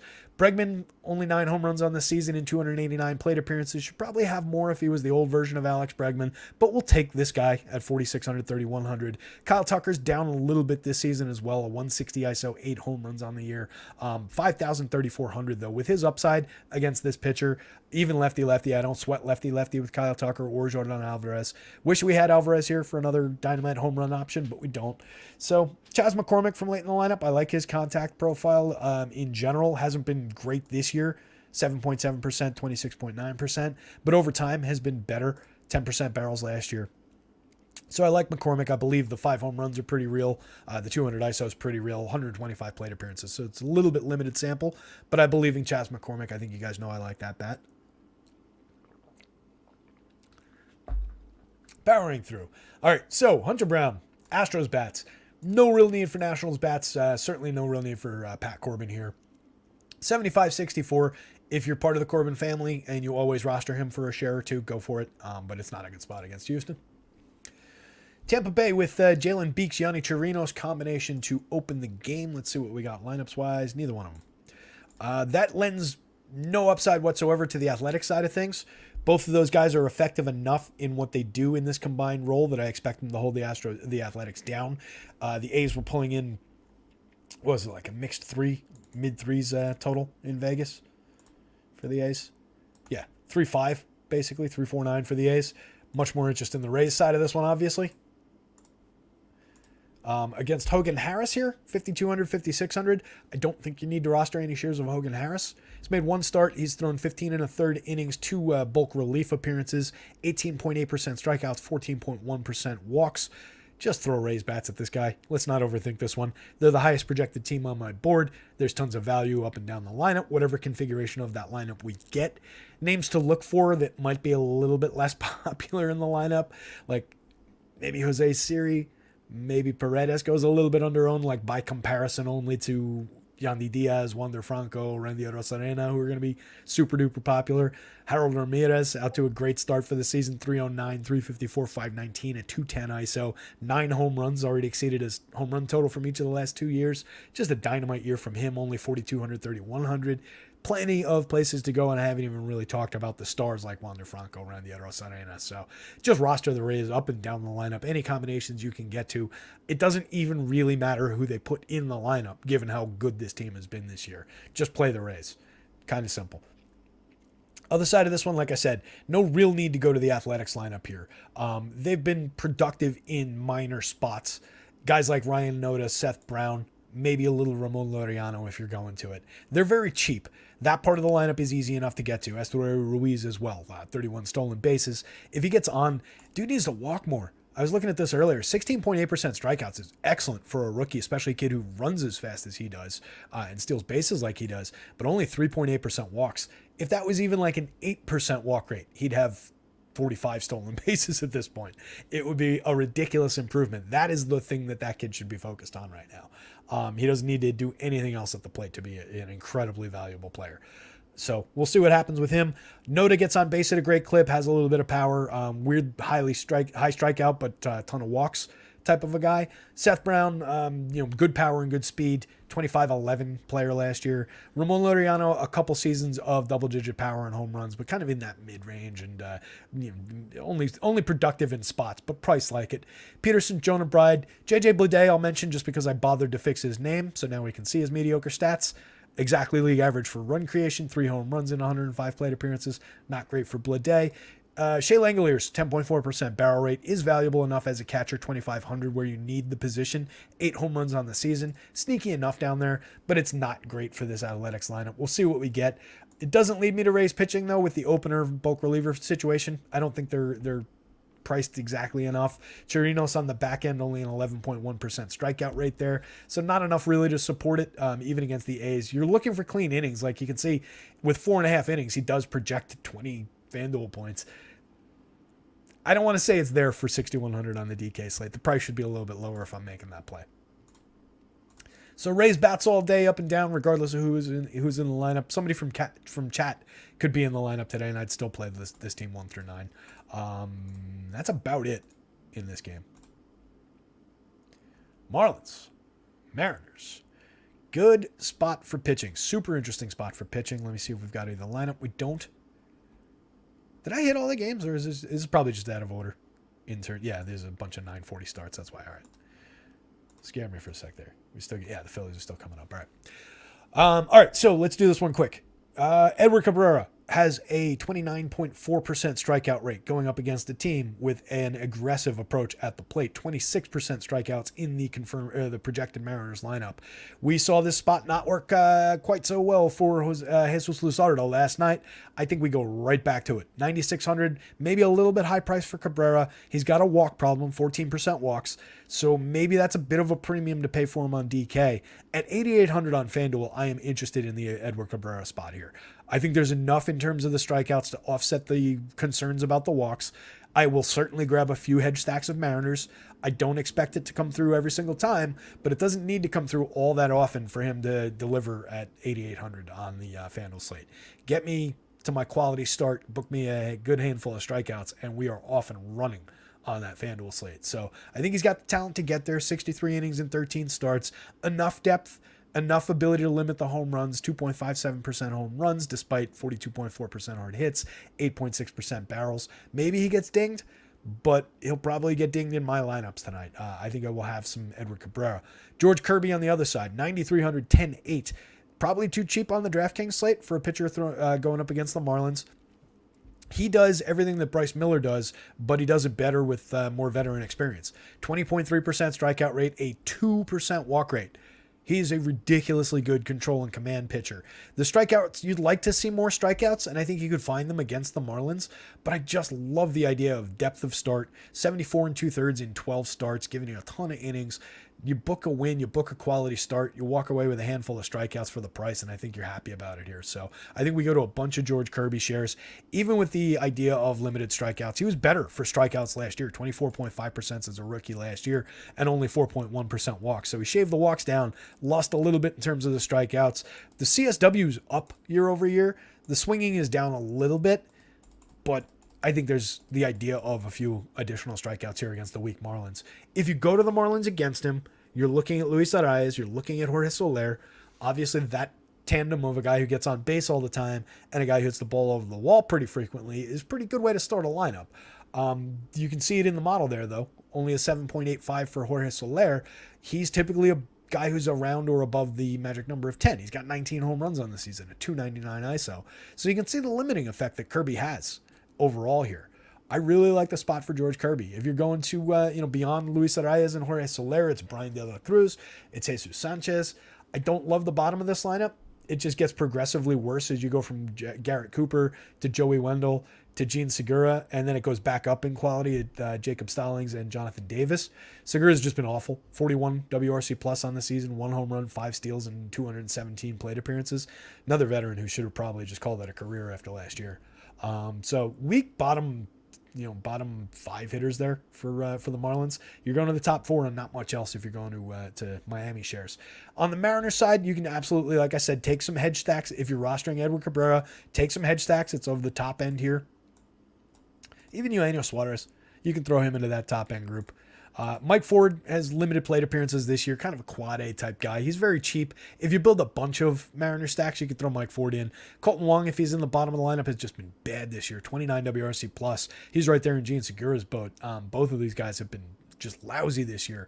Wong was better. Wong was good last year. 15 home runs, 17 stolen bases last year. What'd Segura do last year?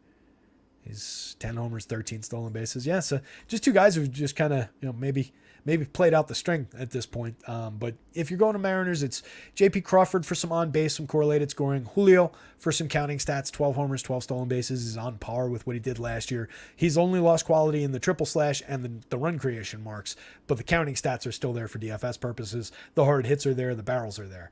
So that's why we can go to Julio still. Ty France, good correlated scoring piece, good batting average, hit for more power last year, giving you a 127 WRC plus over 279 plate appearances. Kelnick, Teoscar, we know that both of those guys are flawed in terms of their strikeout rate. Both those guys striking out at 32.5%. Both those guys have 11 home runs on the year. So you're going to them for the power upside. Cal Raleigh, same story. Eugenio Suarez, same story. A lot of strikeout upside, a lot of home run potential for the Mariners. So it's a both-sided situation on that end. It's a George Kirby situation. Very, very tepid interest in the top 4 hitters from the Marlins. Let's see what's in the chat. Hit that like button, hit that subscribe button, fellas. Appreciate that. Roth is expecting the Cubbies to beat PPD. All right, interesting. I hadn't checked the weather. Will McCormick go yard? I was very tempted, Big Bino. It's funny you ask. I was very tempted to make McCormick my overall home run pick for the day. I didn't end up doing that, but I was really tempted. I went with a more chalky one with Max Muncy from the Dodgers, who we'll talk about.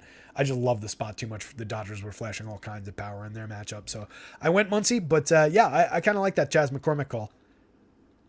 Heads up for the A's. Fujimara is opening. Oh, all right. I missed that, Larry. I appreciate that. That only lends upside in the other direction. Fujimara was atrociously bad to start the season. Text lineup is deep. Yeah, definitely.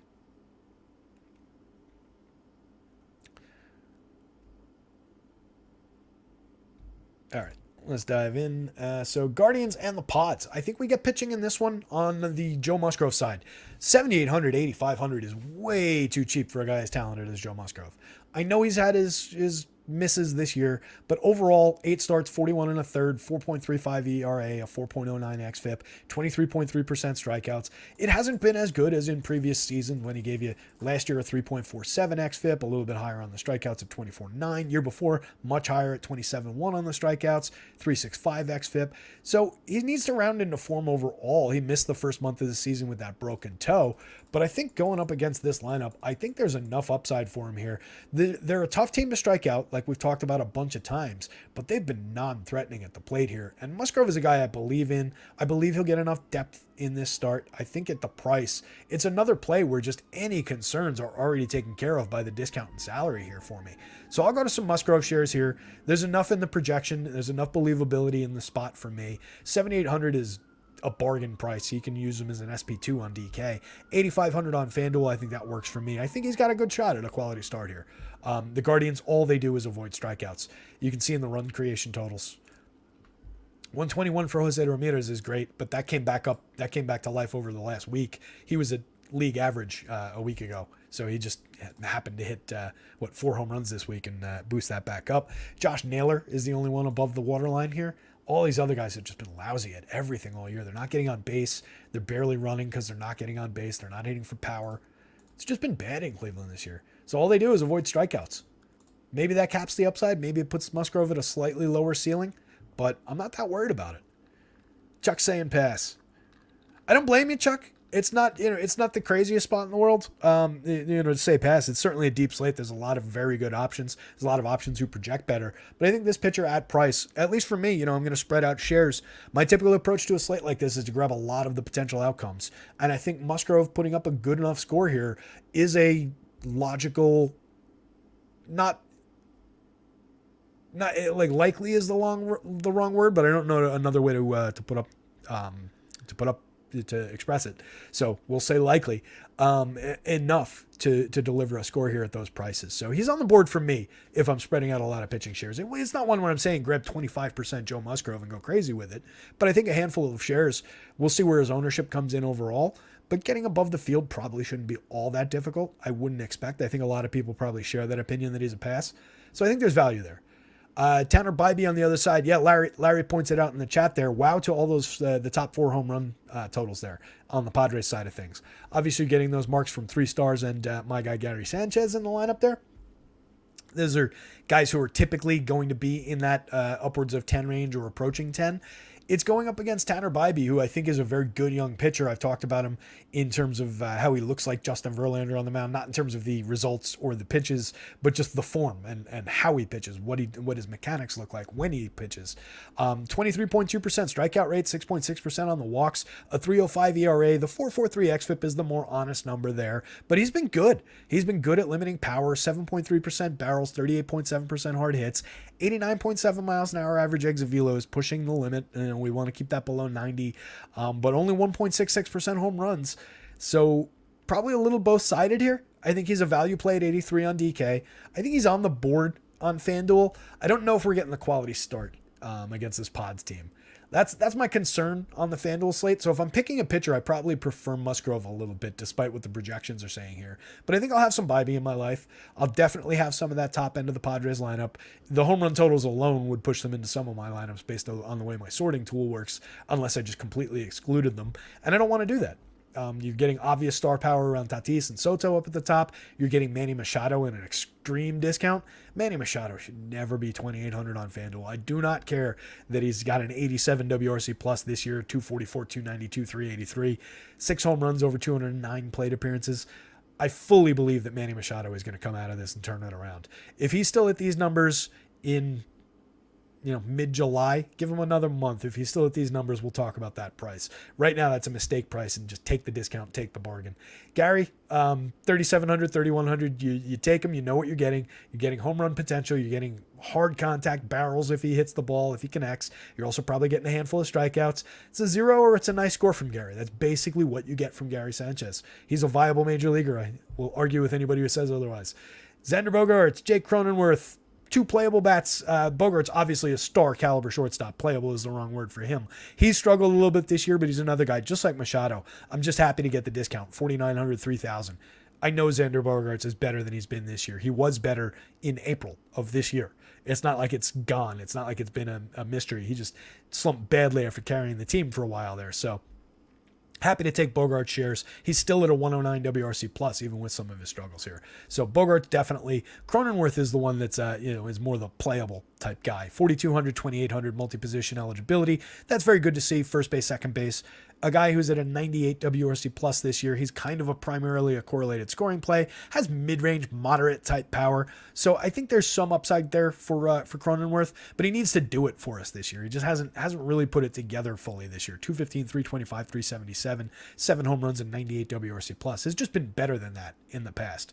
And if he's delivering for us, he extends the lineup to that 6th spot. Odor, Carpenter, Trent Grisham, 3 lefties off the bottom of the lineup there. That is pretty bad. 219, 195, 194 in terms of the batting averages. 101, 89, 93 in terms of the WRC plus marks. 3 lefty veterans who they can hit home runs, I know. 4 home runs for each of Odor and Carpenter, 6 for Grisham, but it's pretty weak on the back end. I think he's more likely to find upside there twice. Probably won't see those guys a third time.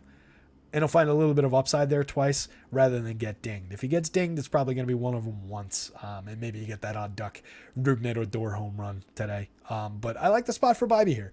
So I'll have some Padres mostly focused on the top end of the lineup. No real interest in the Guardians. If you wanted to go there, take some shares against Musgrove, especially if he gets popular for those prices. You're looking at Steven Kwan, maybe some Ahmed Rosario, certainly Jose Ramirez, Josh McNaylor you want to have a part of in your lineup. Bell and Jimenez have been bad. Bell's up to a 99 WRC plus, I guess, not hitting for much power, 5 home runs. Jimenez, 86 WRC plus, only a 123 ISO. But it's 1 through 6 for the Guardians, really. Not much here. Maybe Mike Zunino hits you the weirdo home run, but he's only got 3 on the year. Hasn't really hit the ball with his typically extreme hard hit rates or extreme barrel rates. So there's not much to like about the Zunino play.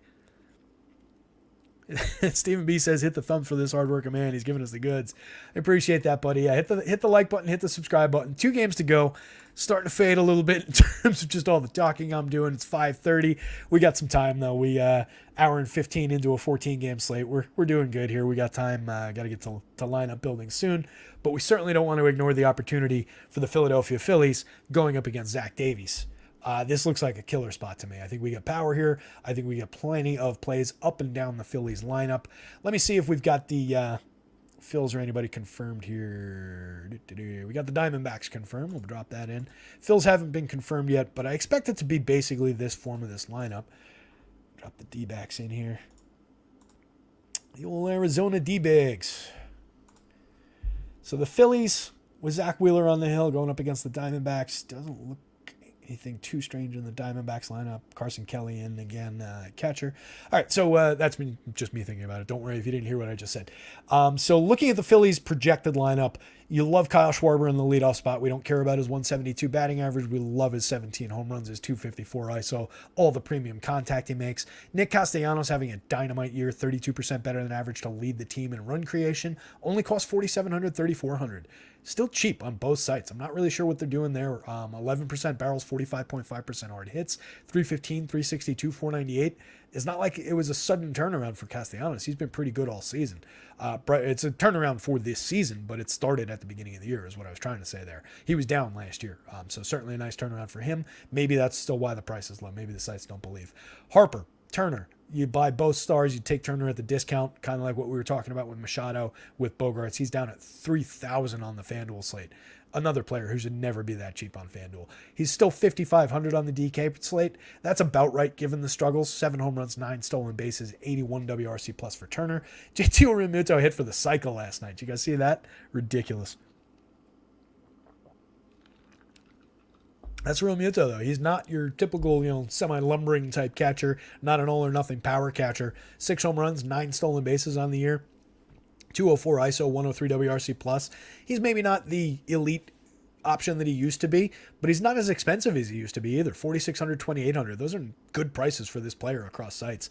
Stott, Bohm, Marsh, Clemens, good bats to find at the bottom of a lineup. Stott hitting 294, 337, 404. Good little correlated scoring play to put together with those guys, or as a back of a stack from the middle of the lineup there. A lot of different directions to go with Philly. You can use Cody Clemens at the bottom of the lineup for lefty power. You can use Brandon Marsh either for lefty power or as a correlated scoring play with the top of the lineup.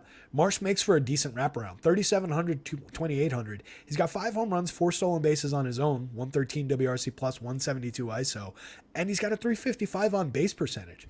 So if we're looking for a guy to wrap back around kind of sneakily to like a Schwarber, Castellanos, Harper, Turner stack, maybe it's Brandon Marsh down here, 3,700, 2,800. Buy a little bit of a discount instead of going JT, instead of going, I guess only instead of going to JT, but you're getting Marsh ahead of these guys maybe instead of JT behind him. So maybe a bit of a discount on the wraparound play there. So I kind of like that. 50.4% hard hits was the other thing I was struggling to find there for Brandon Marsh. Does strike out quite a bit, 33.5% strikeouts, but gets on base, hits the ball hard. So I like Marsh there. Mr. Wheeler, Zach Wheeler, another highly projected pitcher, 10-1, 10-6, affordable. I think a little bit cheap probably here. So I think the spot for Zach Wheeler is pretty good. 76 innings, 13 starts, gives you good depth of start most times out, 27.2% on the strikeout rate, only 5.3% on the walks. He's excellent. I really like going to Zach Wheeler. I don't know that he puts up a one-hitter like he did against the Tigers the other day. D-backs a little bit better than the Tigers are, obviously, but there's tremendous upside for Wheeler here. He's very good at limiting power, 1.56% home run rate, 86.3 miles an hour, average exit velo, 5.2% barrels. We definitely have some upside potential with Zach Wheeler here. The strikeouts are also what you like to see from him, up a little bit year over year, 26.9 up to, well, only 27.2, but the swinging strike is up nicely, 11.4 to 13.1. Good little jump there. So we're getting basically, peak form Wheeler or thereabouts going up against the Diamondbacks. Confirmed Diamondbacks lineup. Pavin Smith up top has been weak in terms of the hit tool, in terms of the on-base skills compared to kind of what we thought he was going to be on the way up a few years ago, but has delivered 7 home runs, a 172 ISO, so not totally inept from the top of the lineup. But again, Wheeler, difficult to hit home runs against, so I don't know that I'm going to a guy who's kind of a home run or maybe he draws a walk type of a play here. Not going to help sequence, not going to really drive the ball for doubles or anything like that all that often. So I don't love the Pavin Smith play. He's fine given the price, given the position in the batting order, but I'm just not going to attack Wheeler all that often. So if I'm not going to attack him that often, a guy who I don't love in the stack isn't going to make my lineups that frequently. I'm probably more looking in this range if I'm going against Wheeler here. Jake McCarthy hitting 6th is kind of interesting at 2,900. We'll get to that point, but Lourdes Gurriel, Corbin Carroll, Christian Walker, Emmanuel Rivera, I think those are your focus plays here. Carroll's been outrageously good, 313, 397, 589, a 277 ISO, 164 WRC plus, one of the better guys for run creation in the league, 13 home runs, 19 stolen bases, one of the better double digit in both counting stats guys in the league so far. Just a dynamite first season here, first full season for Corbin Carroll. Christian Walker, price down, 4,100, 3,300. That's really cheap for a guy with his power on the DK slate.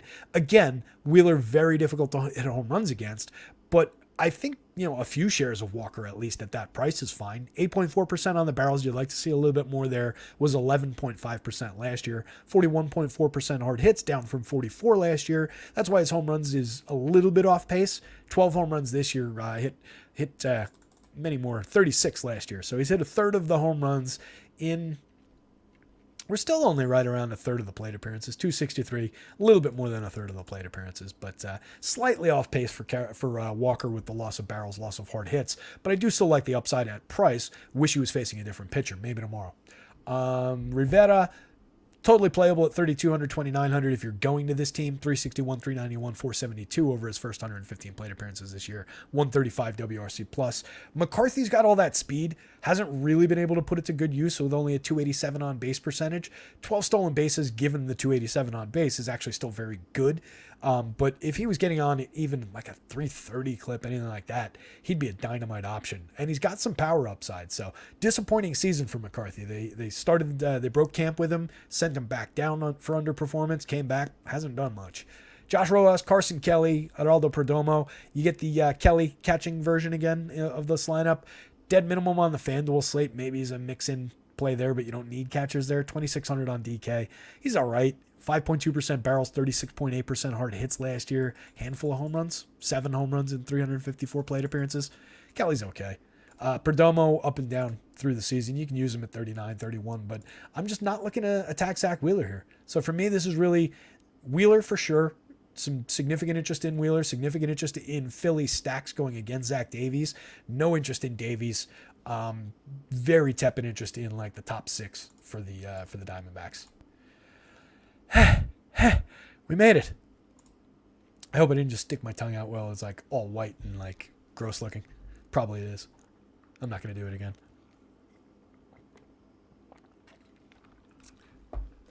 All right. White Sox, Dodgers.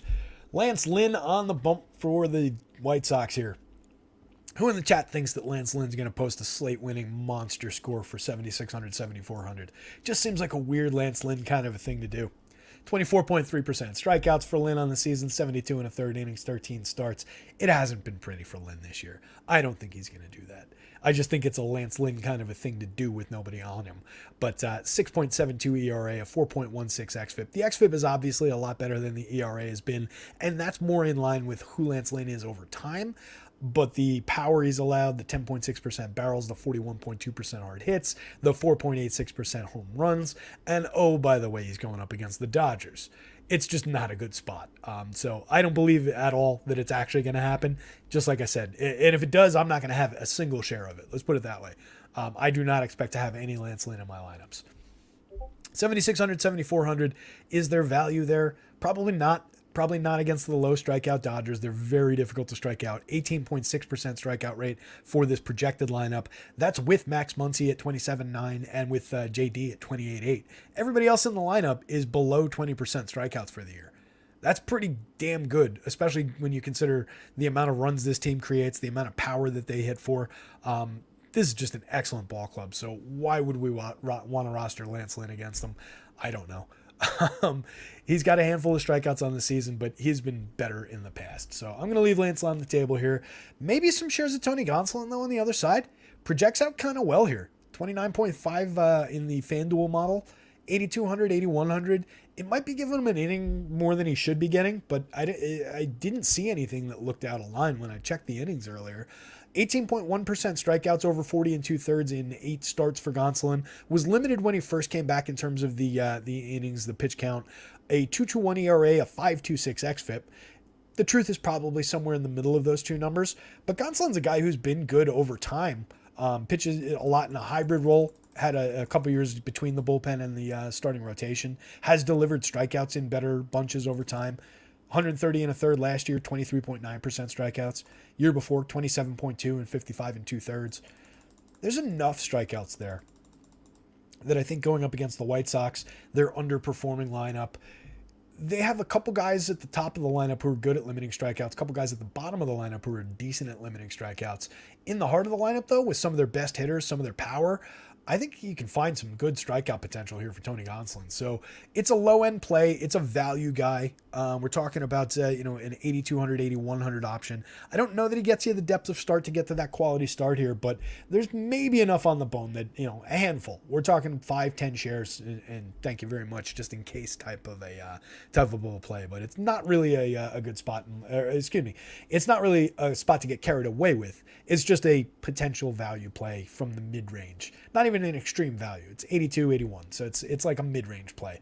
But Dodgers bats for sure. White Sox bats, I think you can take some shares against Tony Gonsolin here, especially in this form. 18.1% strikeouts, 9.6% on the walks.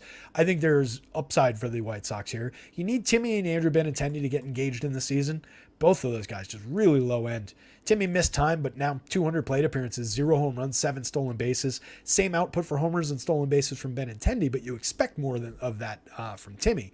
So it just hasn't been good for either of these guys. They're still good at limiting strikeouts, but they're not getting on base aggressively enough. They're not scoring runs. That's been a big part of this team's problems up at the top. Luis Robert Jr. has been excellent. 15 home runs on the season at 260 ISO. Nothing not to love about that kid. I told you guys yesterday that I traded for him in the Dynasty League. Hopefully he'll be a part of my life for a long time going forward. Andrew Vaughn, Yohan Moncada, Jake Berger. It's a fine little trio of hitters.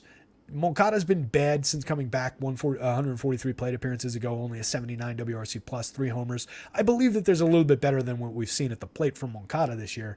But Vaughn, Jake Berger, definitely decent enough for the price. They put bat on ball fairly effectively. Berger's obviously got 13 home runs on the season. Andrew Vaughn's got 8. Both of them above average for run creation. Jahmani Grandal, Gavin Sheets, Elvis Andrews at the bottom of the lineup. Kind of a weak back end. Supports the idea of maybe some sneaky upside for Gonsolin at price. Now on the Dodgers side of things, yeah, JD Martinez, 5,700. Did not expect to see JD Martinez at 5,700 or 4,000. Did not expect to see JD Martinez with a 350 ISO after 215 plate appearances, a 143 WRC plus.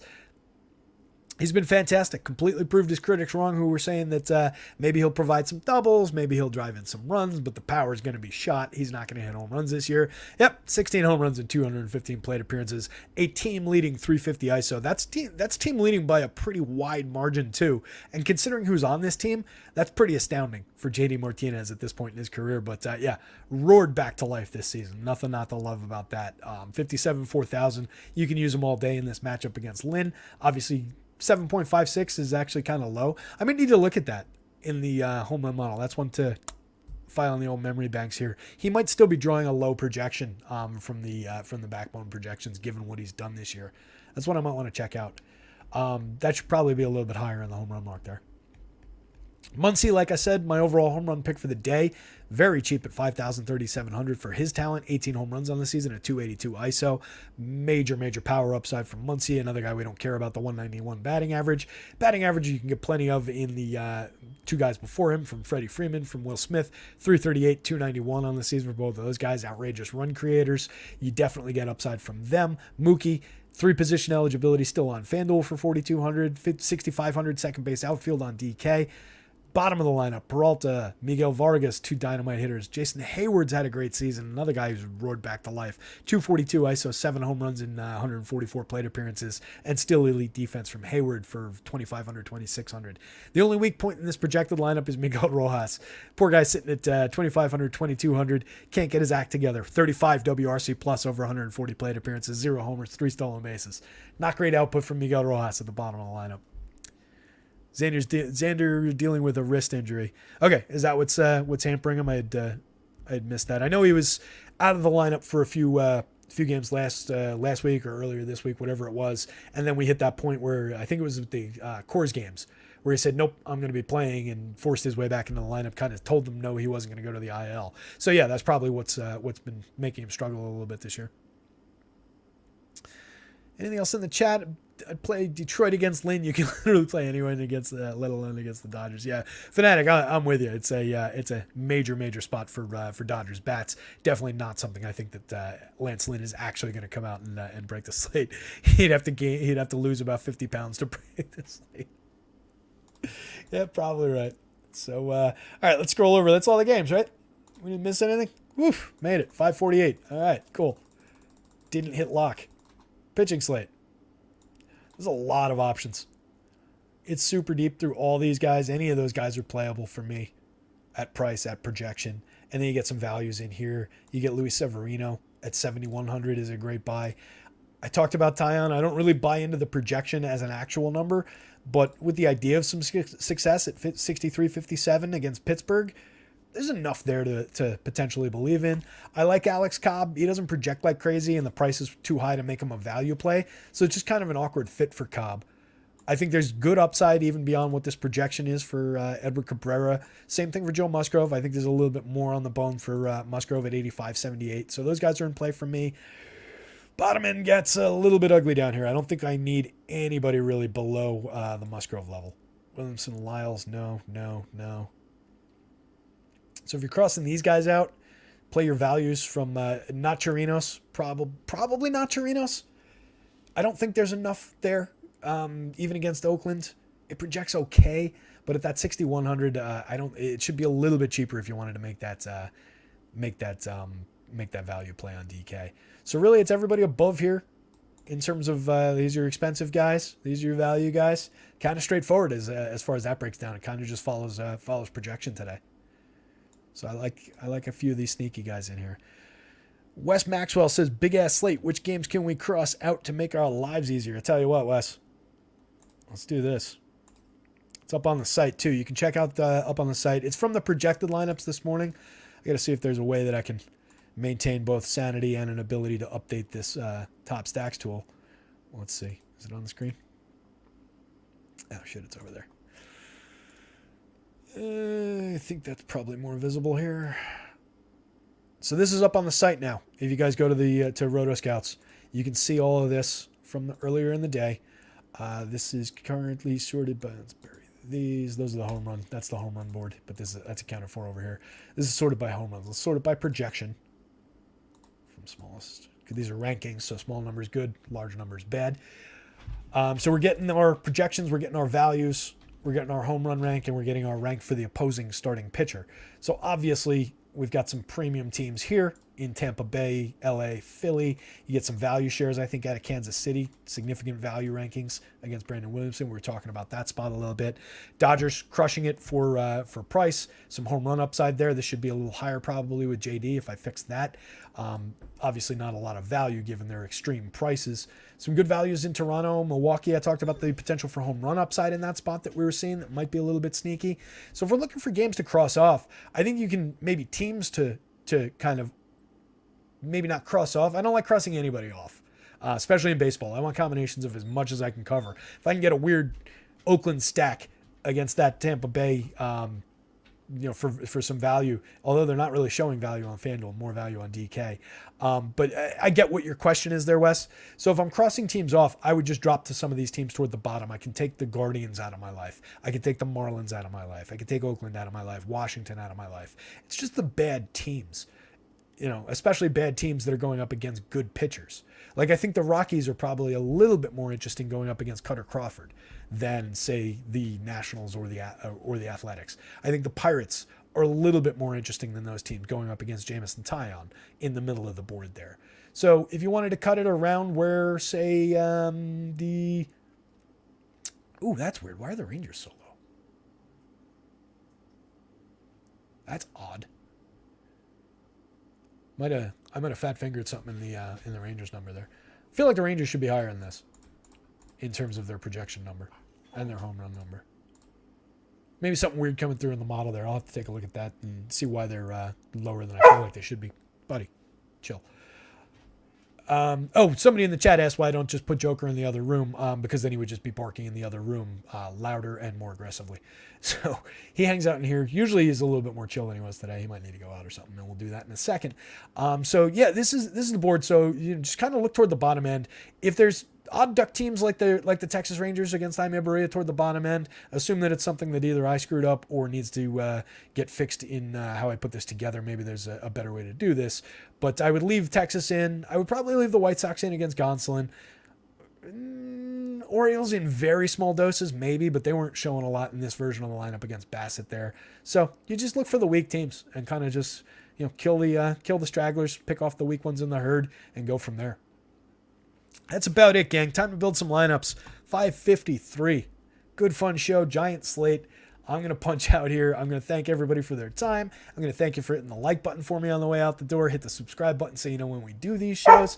That's about it. Somebody go win something with these projections tonight and let me know about it. Good luck out there, gang. See you later.